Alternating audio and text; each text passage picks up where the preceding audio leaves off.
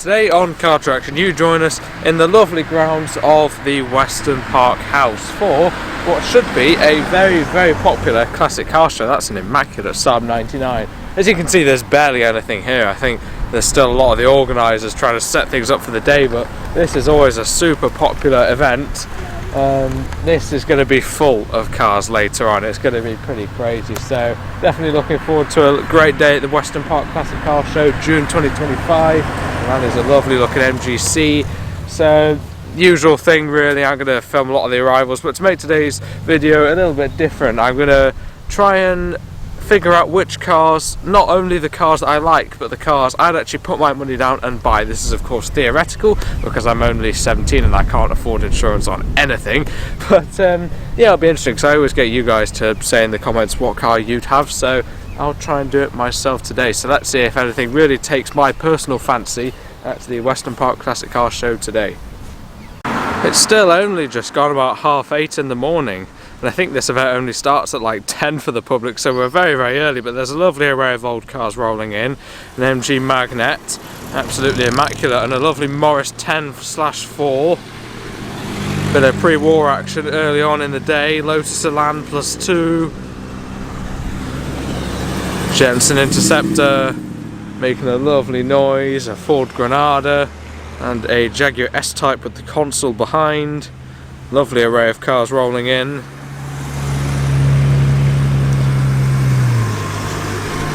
So there's going to be two main parts of my classic car show walk around, as I've said. The first part watching the arrivals, the second part just having a little stroll around the car show itself to see what takes my personal fancy. But I just think it's so much more interesting to watch the cars driving in, and that is an immaculate Racing Green Edition Mini. Austin A30, immaculate. Morris Minor, an Austin A35. Another Austin A35 with the Mini behind. All of these cars having a BMC A-Series engine. They look well together, don't they? Everyone's saying there's no interest in pre-war cars, but we've had two of them rock up before 9 AM. The lovely Riley Special. We're in pretty nice surroundings today, as you can see. We've got a great forecast, and judging by the calibre of cars that are turning up, combined with how early it still is, I think it's going to be a great day. Some fruity sounding Mark III Cortina. I can hear something behind. It's a Mark II Cortina. Next pair, Ford Capri 2.8, and a very smart Mercedes Coupe just behind. Wow, that's a really smart classic coupe. Next up, this immaculate E36 BMW 3 Series Compact. I almost missed that one. That's a Vauxhall Victor F-Type Estate, beautifully restored car. I spy a Sunbeam Rapier in the distance.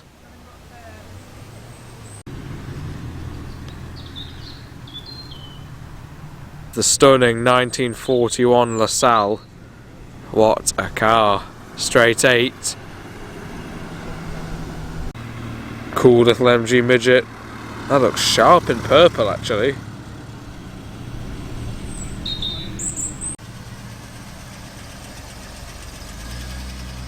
Wow, what an epic car that is. A Dodge Charger Daytona.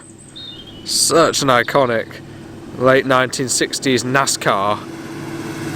This one, very much a road car, but they did quite well in NASCAR, or the equivalent of it back then.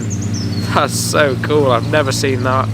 A couple of very smart and sounding Morris Travelers.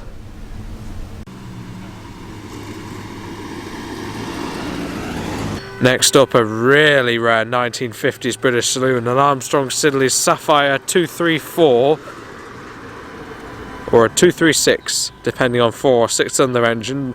Might be a 236. I've only ever seen one of those before. Rally Subaru. Those have such a cool look, don't they?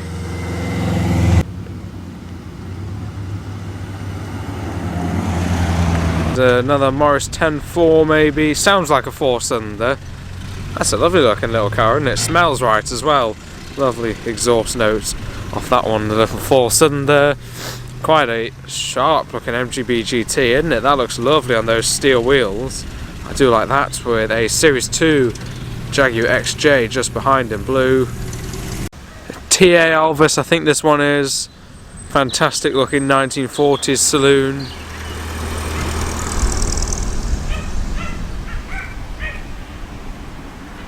These Mark II Ford consoles always seem to be really popular classic cars at any event you go to. Oh, that is one cool looking Ford Puma on the trailer. What a great looking car those are.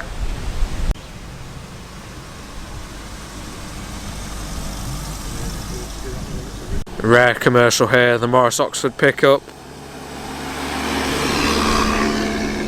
This is interesting, a Wolseley version of the 8016 platform, the Morris 1100 and 1300. I'm not sure I've seen a Wolseley 1300 before, that's really rare actually. That's just wild, isn't it? I don't even know what it is, it's a Lincoln Continental, there you go. Probably like an 8 litre engine or something silly like that. They're really impressive cars in a way. Yeah, very interesting to see. And these two get everywhere. I already know what's behind it because of the sound. The Capri 2.8 and that TVR Tuscan go to pretty much every classic car event we do, and we do a lot of them. These are good looking cars, aren't they? The Volvo P1800, good reg ST1 for Simon Templar, the character in the TV series that those appeared in quite often. If that's the actual registration assigned to that car, that's pretty crazy. First motorbike of the day rolling in, I'm sure there'll be a few more. Handsome old Norton. Couple of white British classics now. The pop-up headlights on the Reliant Scimitar SS1, I think that's what those are called. And next up, that lovely Scimitar GTC, that one with a V6. That's such a lovely looking car, that. Sounds pretty tasty as well. Z3, 6-cylinder car, that one. Another great sounding car, and a Z4 later generation just behind. Quite a contrast between these two, the E36 BMW and that very smart MGB GT V8.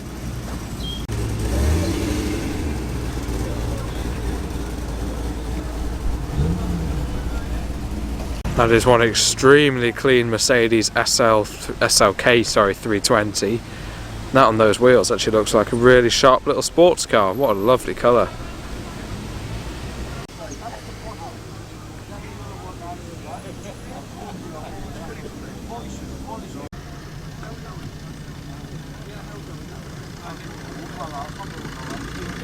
Sounds like a diesel engine on this very, very modified Morris Minor.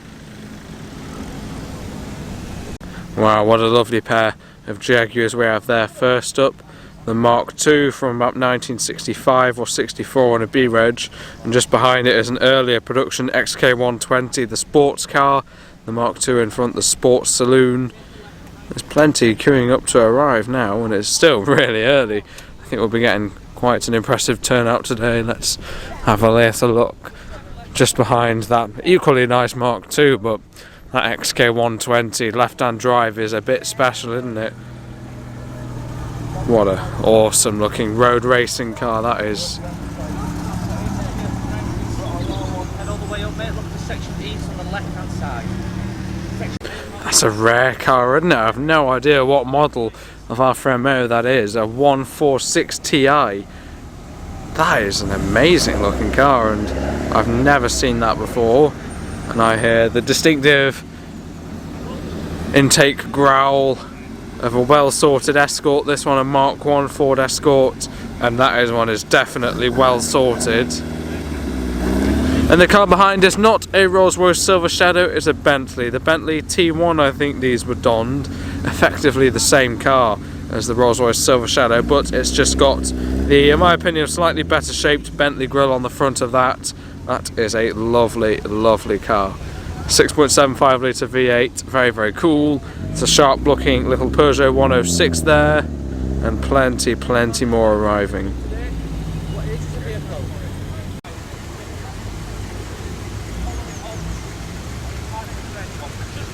As you can see, the field is filling up now. They're all in categorised sections. So section A is the pre-60s, then B 60s, and then C, and so on. So just for a little break for the arrivals.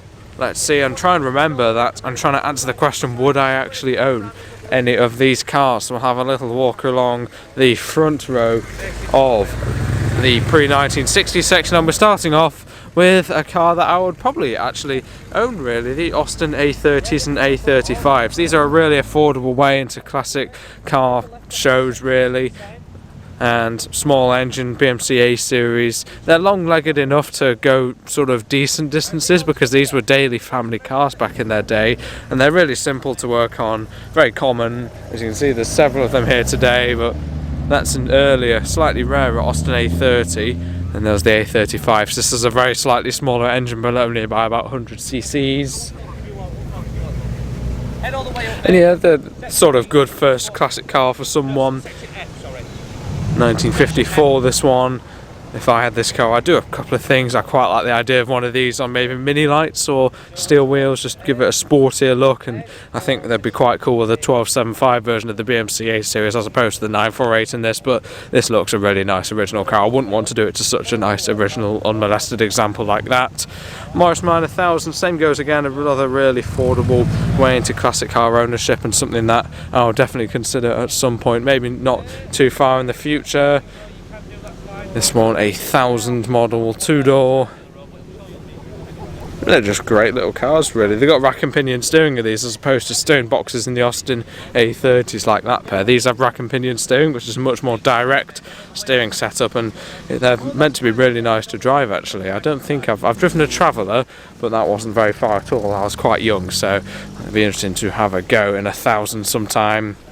Little Mini there, looking pretty sharp on those absolutely amazingly polished little wheels there, and there's that lovely little Riley Special, a really cool looking little 1930s car, pre-selected gearbox. And to be honest, this car really does get around, so it must be quite quick, really, because it is a pre-war sports car, but the owners do seem to go quite long distances in it, to be fair, so probably quite a usable little Riley. Jaggy XJ looks smart in black. There's still plenty arriving, including that lovely W123 series Mercedes-Benz saloon. That is pretty cool, but let's have a little look along here past that lovely Riley Special and the absolutely stunning LaSalle 1941 car. I think it's an offshoot of the Cadillac brand, I think, of the time. I don't know if it was a slightly higher spec variant of these, and this is a car that I think would be really cool to own, because if you go pre-war, you seem to get very good sort of bang for your buck, because you could easily spend sort of, let's say, £10,000 on like a 1970s Ford Capri or something, but in my opinion, I'm guessing this is probably a little bit more, but these are just such photogenic and stunning cars for a relatively modest price if you put things into perspective with some of the prices of later cars. And I think it's got a straight 8-cylinder engine, probably about 5 litres, comfortable seating for 5 easily, really quiet and fast car. These were really actually quick cars in their day. It would maintain a high speed there, and I think if you go pre-war you get really good value, and if you go American as well you seem to get really good value, because American, but there are no parts really for them in the UK, but in America there's loads of them, because all these cars shared similar engines, Plymouths, Cadillacs and all that sort of thing. Yeah, they seem to be really good sort of bang for your buck at the moment. You could say this 1940 LaSalle maybe at the slightly higher end of that, but yeah, what a stunning car. This is also lovely as well. If you want a 1950s saloon that is long-legged enough to come to events like this, then I would absolutely recommend something like this super rare Armstrong Siddeley Sapphire 236.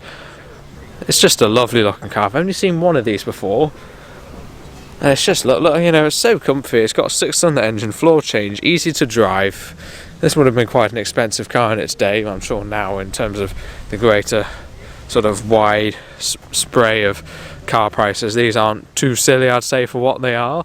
Obviously I don't particularly know, but you know, it's just be a really usable little car. Well, not little at all actually, but big 6-cylinder up front, really just happy car to sit on the motorway at a very acceptable speed, and I think that's really cool and something that I'd definitely consider if I wanted something long distance to come to events like this. I think these are lovely looking little cars as well. The Alvis TA14, the 4-cylinders in these, once again, maybe not quite as long legged as the 50 Armstrong Siddeley, but this would still maintain quite a good speed. This one looks like it has gone through quite a restoration. In 1996, that was what that one looked like, and this is what it looks like in 2025. Pretty cool. And this is super rare, pickup variant of the Morris Oxford MO, Donda Cowley on the back. I don't think it's original, but really, really rare and quite cool. We can have a little look just before the public arrive around the 60s section, and there's quite a few cars here, but I'm sure there'll be more rocking up. I'm sure these are fantastic cars to drive. A Lotus twin cam by the looks of it in that Ford Escort Mark 1 there, looking awesome. And this is a car I think I'd very much love to own one day.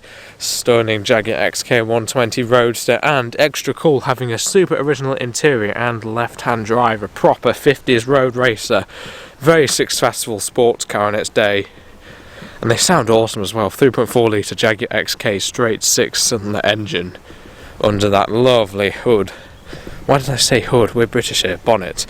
And these sold, the first of these were aluminium bodied, and then when Jag realised there was demand for a relatively affordable at their time 6-cylinder sports car, they moved to steel body production. This is a steel bodied car, so not the earliest and most desirable, but still a wonderful, wonderful looking car, that one. Nice spot lamps as well, proper road racer. Looks like it's used for competition actually. Jag Mark 2 as well, a car that I'd very much consider owning. I love these. This one a 3.8 litre car. Guessing it's a manual overdrive. Yes it is. 220 brake horsepower these make, which is pretty acceptable for the 1960s you could say, and still pretty acceptable for today. There are plenty of modern cars that don't make that sort of power today, so a car that would absolutely keep up with modern traffic and be great for the long distances. This is such a rare little car, the Wolseley 1300. Basically a Morris or Austin 1300, but with a Wolseley badging and Wolseley interior. Really rare.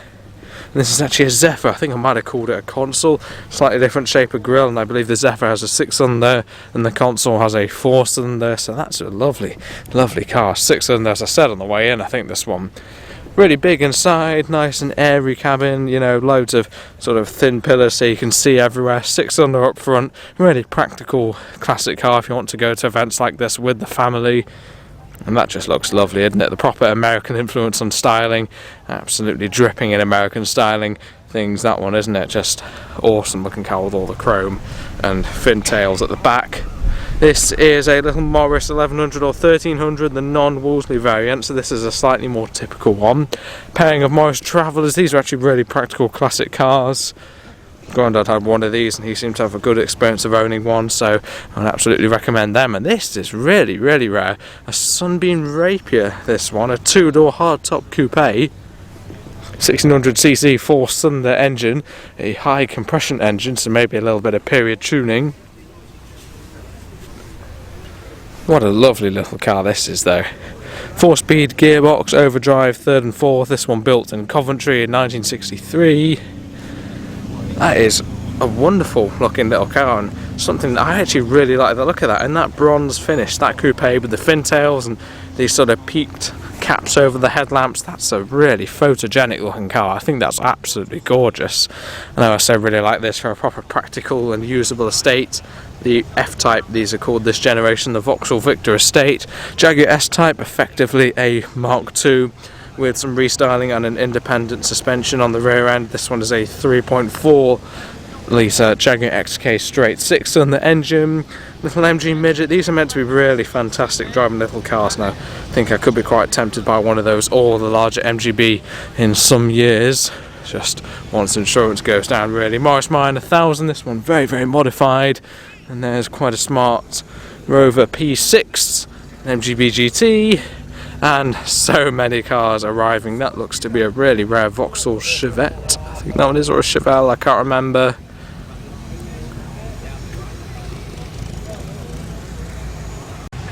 Second row starting for the 1960s cars. Vast majority of these classic British cars, the wonderful Scimitar Coupe. I think these have quite an early iteration of the S6 V6 engine up front in them. I believe they're also fiberglass bodied, so a really light and actually quite fast car. That one, a 3 litre V6, and that looks absolutely immaculate and really original and in lovely condition. So that is actually, I think, a gorgeous looking car that I would absolutely love to own. I think look at that interior as well. Wow, that's such a beautiful, beautiful looking car. It's a very smart looking scimitar, sir.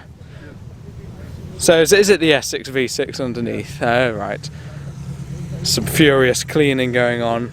How long have you had this one? 11 years now. 11 years. So did you buy it like this, or has it been restored? Or? Restored it myself. Oh wow. That's just one immaculate engine bay, wow. I think it's such a cool looking car, this, isn't it? I much prefer this to the later looking scimitars. I think the sort of, yeah, the coupes just really look cool. That's a, yeah, very, very tasty scimitar there. Just beyond is the Ford Super Anglia, top of the range, top spec Ford Anglia, interestingly having a overhead valve engine. I think a lot of these would have been side valve, and this is the 105e Sportsman, so the high spec model in its day, and that looks absolutely immaculate, to be fair, doesn't it? And that's had the rear spare wheel conversion on the back of that one. Those aren't usually there, so that's actually a really cool period accessorized car. Sunbeam Alpine here, bit of Roots Group content once again. The 1725 in this generation, 1.7 litre 4-cylinder engine. Really cool looking classic sports car with quite a bit of classic car related clutter as well in there. That is a bit nice, isn't it? Sounding and looking beautiful. Jaguar did make some beautiful looking cars in the 50s and 60s, didn't they? I think that one can also go in the I'd like to own list. Now this is a rare old luxury saloon. I'm not exactly sure what model it is, the S320. Absolutely immaculate 1990s era Mercedes luxury saloon. And this is really rare. Is it like a Renault Fuego or something? Really cool little sporty car on some very cool alloy wheels. Is it like a Fuego? I'm gonna need some help on this one. Certainly a Renault 1970s. Really cool 1970s again, orange colour with the black details. It says Renault 17 on the side, so that may well be a model of Renault, and this looks to be a sporting variant of one of those, but I'm gonna need some help with that one. Oh, a Renault 17 TS Turbo, there you go. I have never seen anything like that, so please forgive me for not knowing what it is, because that's probably the only one in the country. Chevy Camaro, 1975 or 76 that one is actually. Incredible looking car with the Mercedes 190e just behind. Wild interior in that one as well. Just rolling up behind, the 190e rolling very, very low.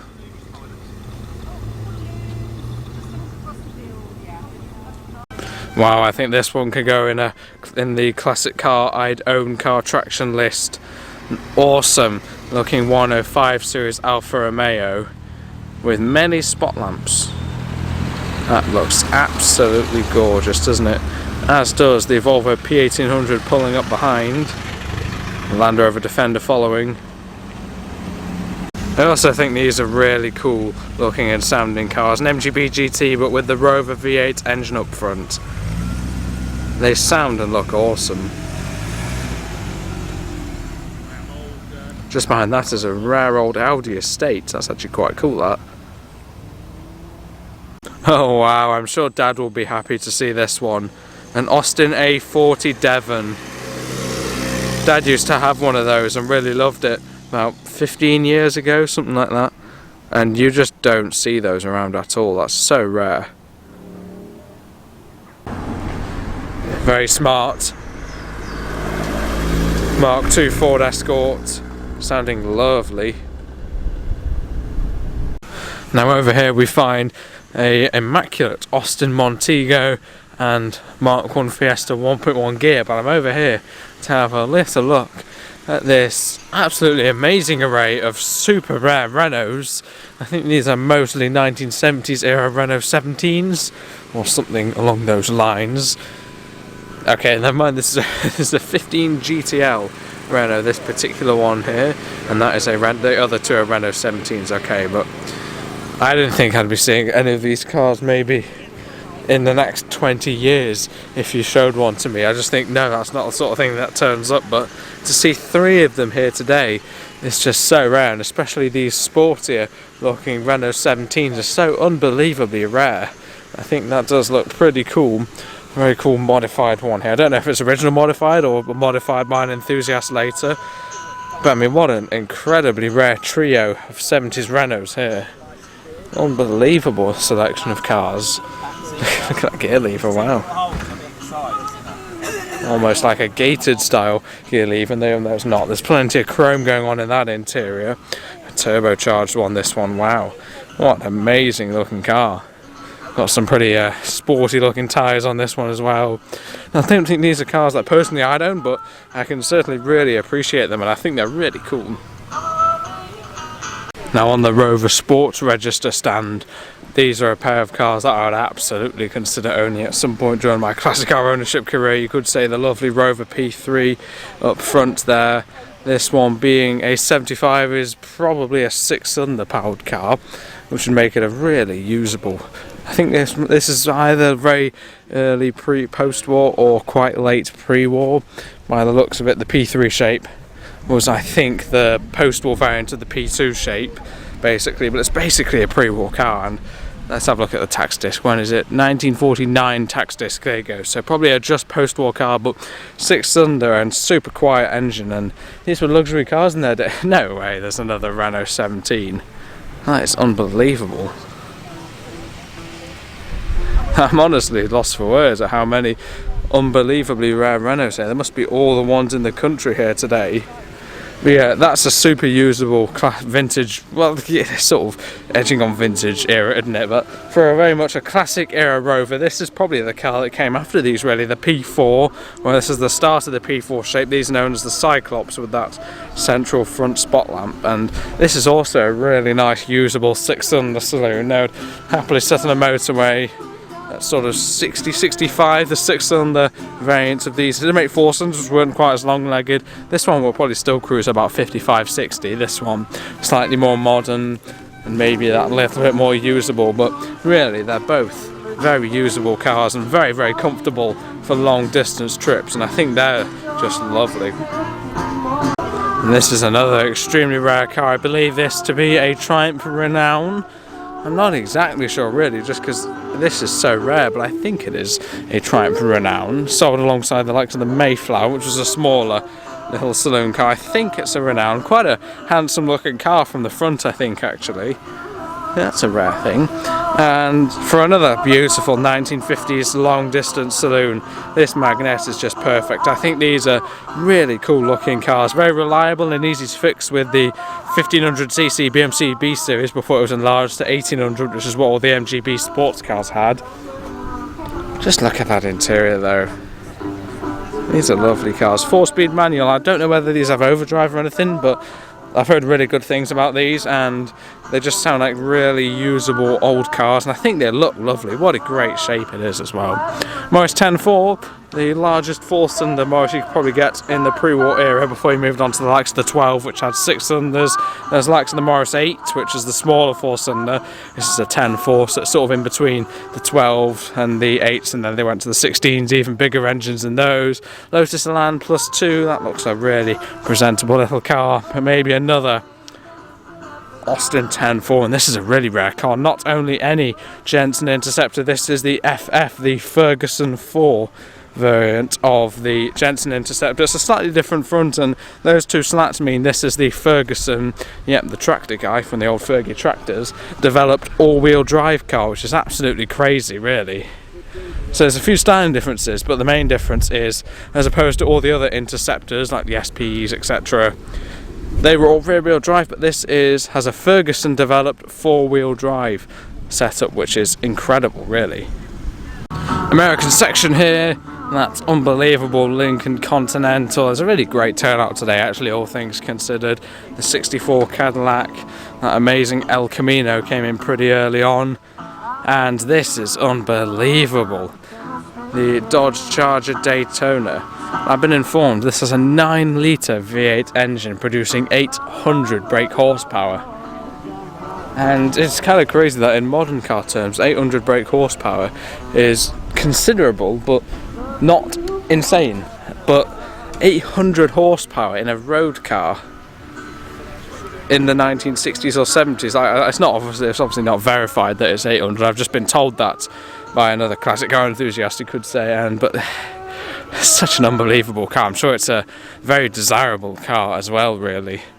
But that's just incredible. So this is effectively like a NASCAR version of the usual Dodge Charger, which is like the General Lee car that everyone knows. But this is all streamlined front, unbelievable looking rear wing and wider tyres, and a 9-litre V8 engine. That is unbelievable. And that is a Cobra replica.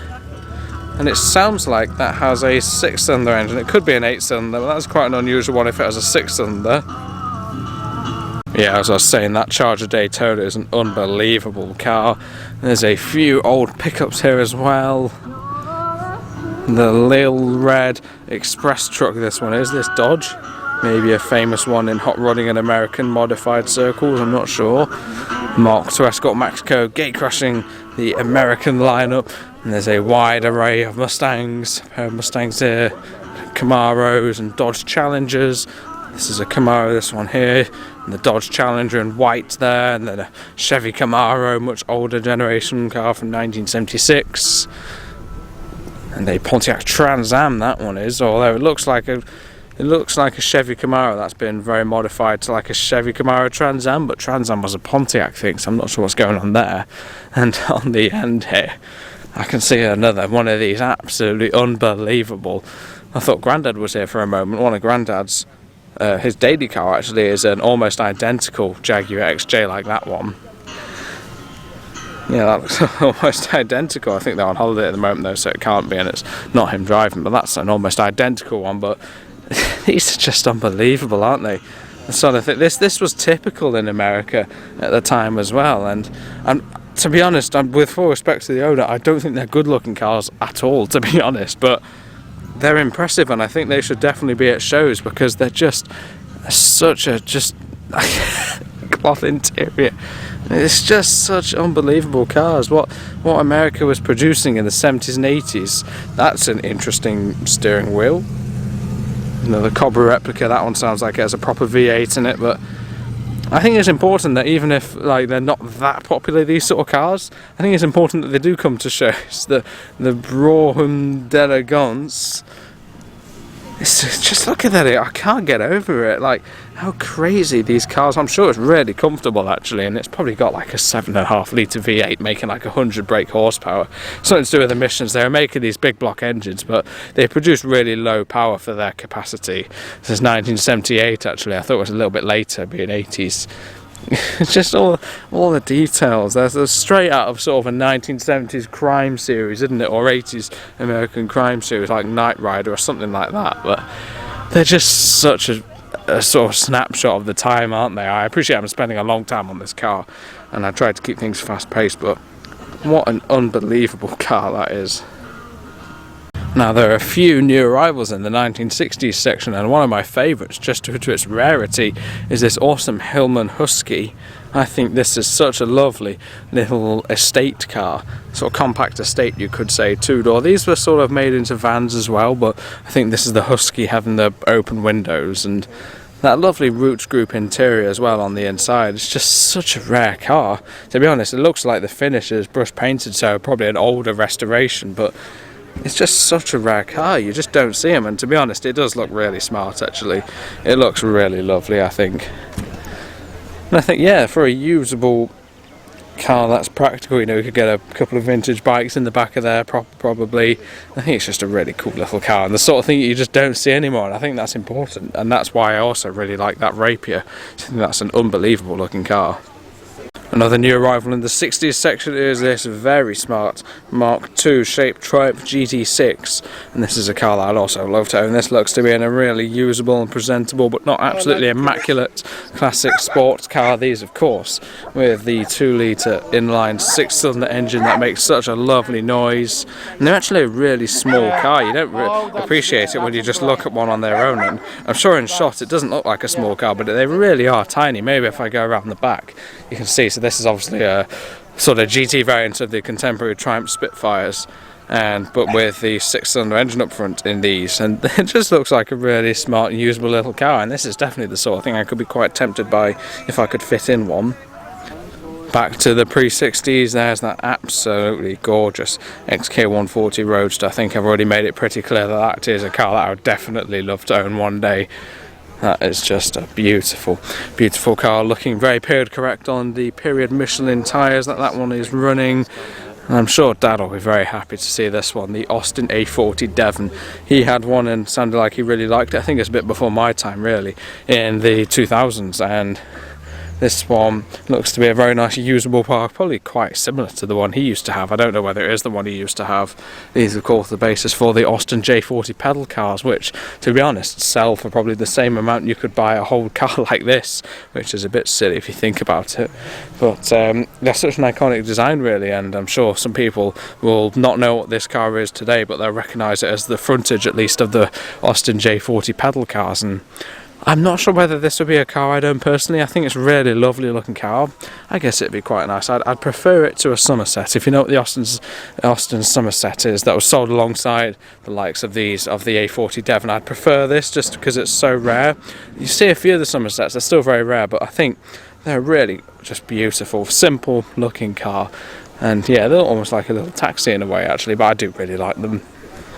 So that would probably go on the owner list. They're also quite affordable but very, very rare.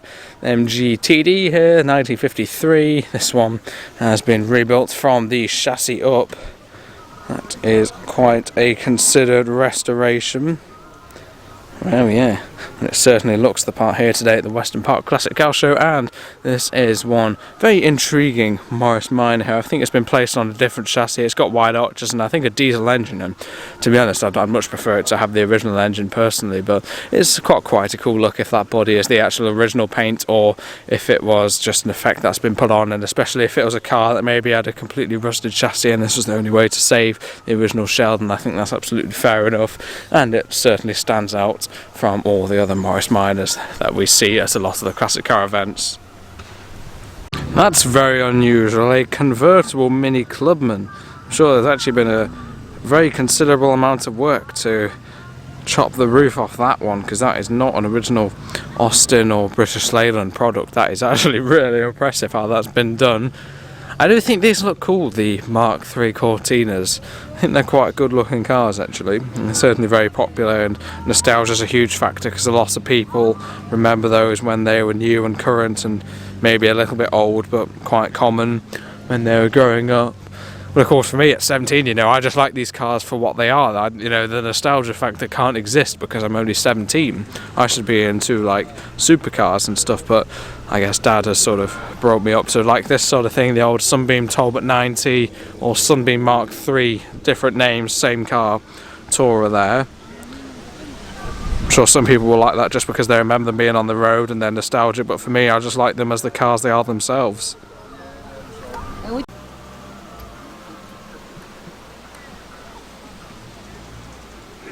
Next up, let's have a little wander around the 1970s section and see if there's anything that personally I would actually own, maintain and pay for, of course, all theoretically. And first up is an absolute yes for the TVR 3000M, I think that one is. Fiberglass body, Ford Essex V6, and that car sounds unbelievable. It really is an awesome sounding car and very, very quick as well. The Volvo 144, I suppose it would offer quite a practical 1970s saloon that you could possibly daily even, because this was a reliable car in its day. I can't see why it wouldn't be now. Yeah, very, very usable old car, that one. Probably, I don't think I'd go for it. I'd prefer to go for a slightly older era Amazon or something, but I can certainly appreciate it as a very usable and probably quite an easy to own classic, I imagine. They're pretty reliable and simple, those. The Austin 1300 GT, this is very much the sporty variant of the 816 platform. We've seen Wolseley's and Morris's and Austin's, and this is the sporty 1300 GT with effectively a Mini Cooper S engine in it, I guess you could say. Triumph Vitesse as well there, the 6-cylinder variant of the Triumph Herald, 2.2 litre 4-cylinder in this particular Rover P6 for quite a usable long distance car. A couple of Ford control Land Rovers there.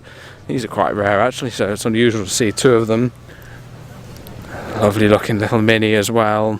This looks to be a sort of maybe like a 70s era car that's had an earlier grille put on it and earlier wheels, because it has no external door hinges and later backlights, so it's sort of a Mark 1/Mark 2-ified Mark 3 or 4 Mini. But I think it's a cool look, and I agree with what the owner's done there to make that one look a little bit older and earlier than it is. A lovely looking Mini Clubman here, the 1275 GT, very much a car that is said to be a very good driver's car. MGC Roadster, Mark 3 Cortina, looking very eye-catching in orange. There's the Mark 2 just next to it. I think this is quite a cool little Austin Healey Sprite, effectively an MG midget. These are called the Spridgets for obvious reasons. I think that would be quite a fun little car to own, and I absolutely would love to own that MGB GT V8. I think those, they're over 3.5 litre aluminium block V8, and especially these V8 wheels, I think they look so nice. That is a really cool classic GT that would be very long-legged and capable of going on longer trips. Interesting selection of cars here, a couple of MGB Roadsters over there, the Vauxhall Chevette and the MGB GT, rubber bumper once again, another P6 Rover, Mark 1 Ford Escort. That looks to be a very original little car, and I love the look of this Bentley T1 over here. 6.75 Rolls Royce V8 and those 1973. That was very much a car I'd love to own. I've got quite an eclectic taste, I guess you could say, for another 70s era long distance car, the Jaguar XJ, the Series 2 4-door, this particular one, the 4.2 Jag XK straight 6. That looks lovely in blue, to be fair, and that is so cool. That colour on that MGB GT V8 proper resto mod looks absolutely awesome. This may well be my favourite MGB GT I've ever seen before. I've just been looking around it, and it's such a beautiful, beautiful car. It's got a 5-speed gearbox, it's got the Rover V8 up front, but this just is a step ahead of any other MGB GT I've ever seen before. Look at that beautiful sooty cut-off exhaust, but that colour is gorgeous, really. The steel wheels as well, it just, you know, you see loads of these on wires and mini lights, and I think they look really cool on those, but this looks just another level. I think this is absolutely stunning, and look at that, beautiful. You know, this car has had some money spent on it to get it looking this nice. This is peak MGB. This is pretty much as good as it gets. I think it's just the knockoff spinners, those steel wheels, they're almost like off a D-type Jaguar racing car, those. That is just an awesome looking car. I really love that. That colour is just the best sports car colour, really, isn't it? Just behind that, beyond the British Leyland Mini Clubman, another Volvo P1800. That looks sharp in red, doesn't it? And I think this Alfa Romeo looks lovely with the extra pair of twin spot lamps. They usually have the twin lamps, and then the inside two are additional separate spot lamps, but I think that in blue, just a lovely, lovely looking car with the MGB Roadster just next door. But I think those steel wheels, once again, a gorgeous driver's car. This is also a super cool, super quick classic Swede here, a Saab 99 Turbo. These are just the best looking cars, I think, especially in black with those Saab alloy wheels. So we've seen the Saab 99s turning up before, but this is the Turbo, the quick one, and these were one of the fastest cars in the sort of overtaking range, sort of 20 to 70. Nothing could really beat these in their day, within reason, but these were doing sort of supercar speeds, but having that cool Swedish style and 4 seats and only 4 cylinders, and they're still an incredibly quick car today. Dad has had a 900 Turbo before, and I think my granddad has had a 99 Turbo when they were relatively current and affordable, but now these are incredibly desirable cars because they're just so cool, such a cool, unique shape, and they're so quick. They really, really are. There was later on the Saab 900 Turbo, but I don't think it was much quicker than the 99 Turbo, the earlier one. Let's get a look at that boost gauge. You can see how much bar the Turbo is pulling on that separate little binnacle, is it called there? There you go. These are the coolest things, and I'd absolutely love to own one of these. And handily, actually, for reference, we have a base spec Saab 99 just next door, so you can see the many variants of quite an early, that one is, Saab 99, more of a base model, and this one the full fat turbo. And continuing with the Saab theme, this is a Saab 95 V4, so V4 engine in that particular estate car. I've seen it before, so I won't spend too long on it.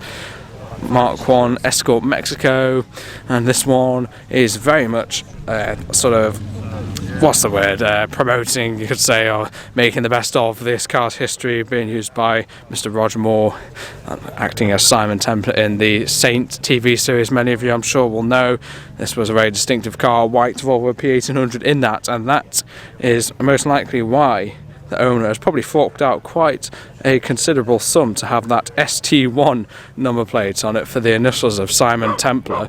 So that's a dedicated, very dedicated purchase to enhance the story and look of this lovely Volvo P1800, and I think that is something that is very, very worth commending, because those sorts of private plates are not cheap at all, and if that is the genuine registration that car is running on, then that is very, very cool. And interestingly, actually, it was also ST1 in the main TV series. There you go, Roger Moore acting as Simon Templar. So I'd be very surprised if this was the original film car, but if that's a genuine registration on that, that is absolutely amazing. And there's the Saab 95 Estate, the V4 in those. And there's the great looking little mini Clubman GT convertible. It's just a fun car, really, isn't it? You know, it's not the most, just don't take yourself that seriously, just do that for a bit of fun, I guess. Mark II Escort, and another lovely MGB GT V8. This Mark I Mazda MX-5 looks pretty purposeful with its hardtop and 1.6 engine by the looks of it. Is it? We can look at the serial number. I think it is a 1.6, because there's the 1.8, which is our one that we're in today. I forgot to mention. Nice, pretty nice intake system on that one. That would make a nice sound, and the immaculate engine bay as well. Then another car that I would absolutely love to own. I really like the idea of a little modified Mark I Mazda MX-5. I keep trying to persuade Dad to put like an air intake kit on ours, but he wants to keep that a very original, which is fair enough, because original ones are rare, but I think it would enhance it a lot. Good to see the pop-ups are up on that one. We'll have a look at our car in a moment, and the pop-ups should be up on that one as well. This seems to be the 80s section, so this must be a very, very early Mazda MX-5, because these were sold from 89 to about 97 or 8 or something, so that must be a very early car, or you just parked up in the wrong section and it's a 1990 one. Several really immaculate Volkswagen campers down there. They're so popular now, really. And the Ford Granada here, looking very smart as well. Let's see what we can find down here. Very rare little Reliant, similar to SS1, Rover SD1, Triumph TR7, lovely W123 era Mercedes. That is a car I'd own as well, actually. I think they're really cool, sort of understated looking cars, and they're really reliable, really good long distance car once again. And very much a car from the motorway era, came up in 1965, so that is very much a motorway era car, and it would sit at 70-75 probably pretty well, which is very cool. Triumph TR6 and a Saab 9000 rolling past. Now the event in the arena will get underway in about 10 minutes.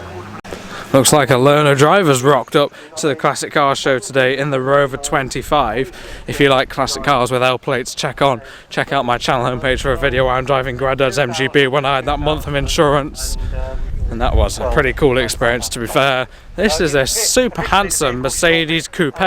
I've seen saloon variants of these 1970s cars, but I haven't never seen, that was a double negative, I've never seen a pillarless coupe variant of this. I think it's a stunning looking car. Automatic 3 or 4 speed gearbox. That is an incredibly rare car, probably the only one in the county of somewhere, because that is so rare. Got a Lexus here. Let's see what we'd find here. 525i E34 generation BMW. That is so cool, isn't it? I think they're really good looking cars. Renault Clio Williams there. These are popular little cars, aren't they? It's quite windy now. 996 generation Porsche 911 Jaguar SK8 Coupe. I think it's pretty clear already that that is a car I'd very much own. I think they're probably too cheap for what they are at the moment, but that is good for me. That is a stunning Ford Fairlane there, absolutely immaculately restored car, that one, from 1965. Audi 80 or something Cabriolet, E28 535i BMW, proper quick car. That's a lovely classic BMW. So many more cars here. The Fiat Spider with the appropriate 124 Spider badging. I hadn't noticed that one of this car before. It gets around a lot, this car, to be fair. All the classic car events and meets that we go to, it seems to be there. Nissan Primera or something. I actually kind of think that's a good looking car in a way. And the Volkswagen Scirocco, another quite good looking car, super original, 318 or 316i E36 3 Series Compact, Bentley Turbo R. This is a Ford console, so the 4-cylinder variant of the Zephyr we saw earlier in blue and cream. And down there we find the Cobra replica and a Pontiac Firebird. That's some cool little additional spot lamps all over this one, really, isn't it? Very, very cool accessories on this one. Down here around quite a collection of Jaguars. I do like that XJS there. We find a lovely Series 3 V12 E-Type, 12 cylinders in the car, yes. F-Type S, got the X350 aluminium bodied XJ here, and this is our generation of car. We've got the XJ8 Sport for our long distance vehicle. One of these, ours, has the body colour grille. It's interesting, this has also been fitted with the XJR grille. Usually there would be only vertical slats, but they look so much better with the diagonal slats, and I think I'd put a body colour grille on this car as well. It just makes it look that little bit sportier, but you know, this one is a non-sports car, I think, so it's got chrome all around here, as ours is all blacked out, which I prefer the look of the blacked out, but you know, each to their own. So this is an XJ8 as well, so this is just the standard XJ8. Ours is a sport, as I've said, with slightly different trim. Also that little strap there is body colour on ours, but what is the same as ours is probably the engine. It's a 3.2 in ours. This could be a 3.2 or a 4 litre, and I think these are the best looking wheels you can get on these XJs. Ours are exactly the same as those. You can't not love the exhaust systems on these Series 3 V12 E-Types. That looks modified, but that's totally original and correct, and it's so cool, isn't it? These are sold as 3-speed autos, the vast majority of these autos, and this is an auto, and then there are some very rare 4-speed manuals. That looks lovely in maroon though. Cool pair of modern classics here, the Bentley Continental GT, looking absolutely awesome, really, in that green livery and the very, very polished wheels. And this is, I really do like these. I know this channel is mainly about classic cars, so I won't spend too long, but this just looks like a very smart but unassuming, you could say, 5 Series BMW, but it's got a V10 in it. It's the M5 of this generation. Is it the E90? I'm not sure, actually. I should know that, really. Or E60, I should know that, but V10 up front in that, proper sleeper, yes please. I think they're so cool. Rolls-Royce Silver Spirit making its way through, and I think our little MX-5 is somewhere over here. As I've always say in these longer distance classic car shows, we'd like to come with something older, but the XJ and the MX-5 are our long distance vehicles, you could say. That's actually quite a good looking car, that Mitsubishi, and I do like the look of this SLK on those AMG wheels, but that's why we try to have a couple of more modern era cars that are slightly more long distance, like this one. This, along with the XJ, we use to go to further away events, and it's actually quite a popular little car, this one, to be fair, among the people who come here, and plenty old classic car leaflets. I still haven't seen Dad, he must be watching the things coming in, and yeah, it's quite a popular little car this. So we use this and the XJ8 for the long distance runs, and then we get in something a little bit older for the more local runs that we go to, but Weston Park is a little bit of a trek for us, so it's the MX-5 today. Modified, converted, who are replicas, kit cars, and vehicles that have been customised. Now their vehicles are, say, basically... The NGB GT, rightfully in my opinion, won the sports and modified and custom class. That's a beautifully modified car, I really love that. In my opinion, a contender for best in show. We'll see. There's a really lovely and original paint Lambretta there. And there goes the Honda Goldwings. Those are amazing things with V6 engines, I think.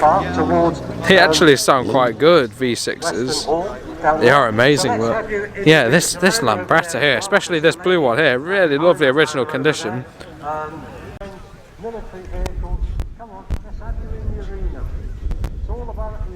I love the look of this little Rally Mini making its way in now. That's definitely a car that can go on the I'd love to own list, but I'm not sure it's one that I could afford, because these little minis are very, very desirable. That looks really cool. It's a later mini actually, but a recreation of an earlier rally car, which might make it a little bit more affordable for someone like me. I'm sure that would be a proper hoot to drive on the road. I do like this Mark 1 Ford Escort because it has an original Lotus twin cam engine. A lot of these you see with the original single cam engines, and also later Z-Tech swaps and all sorts of later Ford engines, but this one is a proper car, really. Naturally aspirated, Weber carburetors and an original twin cam Lotus engine. Very, very nice. And it looks nice and oily under there as well. Proper original racing engine.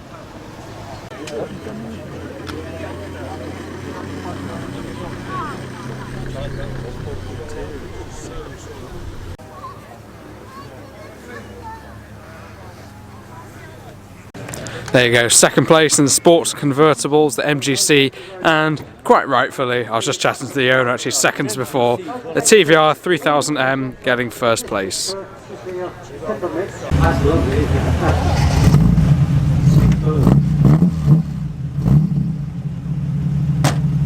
we see the fabulous. So it's 19 North Dot. It could go back to 1896 if you wanted to, round about. Right through to 1959. There are a lot of older cars. Nice to see some pre-war cars rolling in. The Morris 10.4, and I think the other 10.4 is inbound. Parking up next to that lovely Riley Special. Oh, that'll do absolutely fabulous. This is a little Morris. The pre-60s arena category is always one of the most interesting ones to spectate. Here comes the Triumph Renown.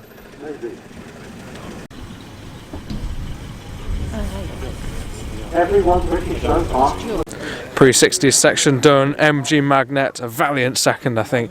That was a very, very good car to go in second. But in first place, and what have you got there? A cookie award or something. There you go. Through to car of the show, the wonderful pre-war Riley just over there, winning the pre-60s class. And the Norton motorcycle, all British, and manufactured between 1960 and 1969. 1960 and 1969.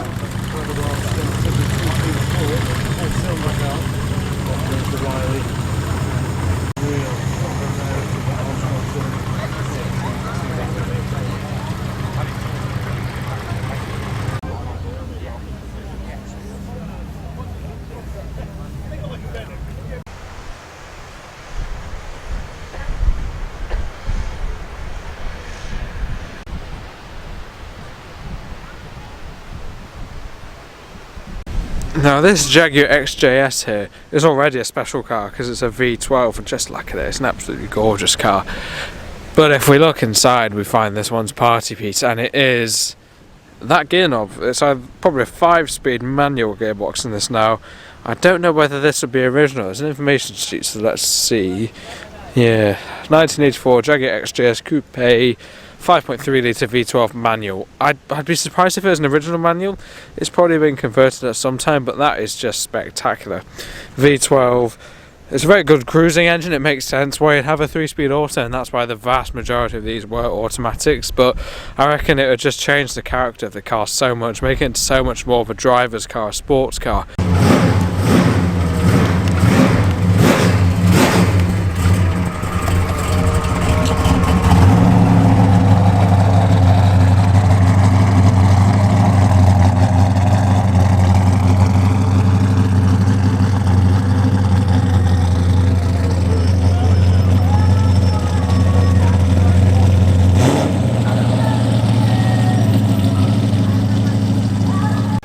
Well everyone, I'm getting towards the end of today's video, and the last car we look at that we haven't seen yet will probably be this very handsome Triumph Herald 1360. This is very much a contender for my second classic car. I absolutely love the look of the 1360 Heralds. I much prefer the look of the 1360s to the likes of the 1250s. You'll know what I'm on about if you know what I'm on about.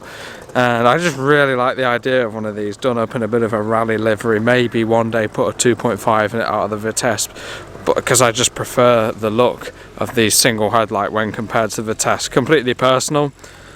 I just think they're such great looking little cars, these. I really do, and they're very practical, and they're probably quite quick as well. I just really think they're a great starter classic.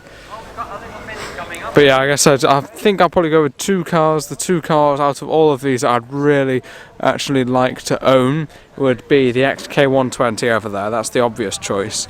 And the strong contenders were like the Magnet and those others. But I think because those would be somewhat similar to the XK120, I think the second car would actually be that wonderful Saab 99 Turbo over there. A bit of a, yeah, unusual choice, you could say. And I think the sort of the turbo 4-cylinder and the 6-cylinder XK are complete opposites, and that's what you want really. You want to experience as many things as possible with cars. I think the Devon is quite nice as well. The LaSalle is incredible. The XK140 is a very handsome car. And I think this Rapier as well is a really lovely old car. But I think those would be the two. But let me know your two or your one. I didn't see this. Got a couple of pickups as well.